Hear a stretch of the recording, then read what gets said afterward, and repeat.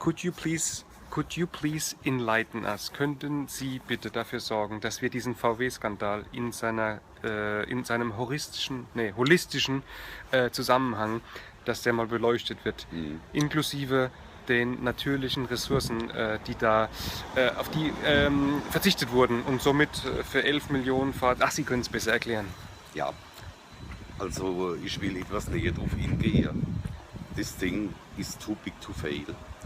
Und das Problem ist, the precious metals, like it's always been, they are short resources, people. You need to understand this. Fundamentals don't count, but in this case, it is a different story. Wir haben auch eine deutsche Zuhörerschaft hier, die der englischen Sprache nicht so mächtig sind. Ja? Dann muss ich leider in meinen Fachjargon verfallen, da wo ich herkomme, Pirmasens, da redet man nämlich so, wenn der Auspuff eben schuld ist, dass das mit den Abgasen nicht klappt. Nur leider ist dann ein bestimmter Teil am Krümmer, am Schunsch was. Früher war das so, da hat es so geheißen. Heute ist es ja nur Spitzbuberei. Da wird das romantisch verklärt, da wird irgendein Scheißdreck gebaut und auf einmal kommt nur Müll raus. Das ist die Wahrheit.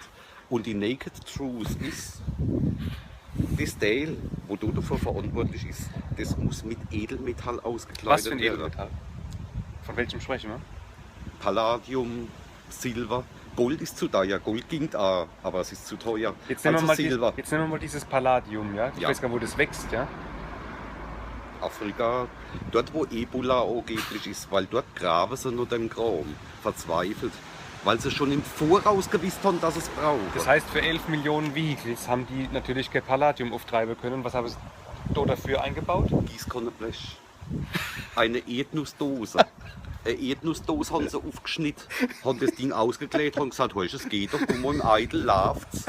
Dann hat der Winterkorn gesagt, du bist mein Top-Ingenieur. You are my engineer. Ja. You are my... You say it. Wirklich. Geil. Okay. Jetzt haben wir also das verstanden, dass VW praktisch einfach nur... Ich meine, die konnten ja nicht anders. Die haben aus Grund von knappen Ressourcen, haben die eine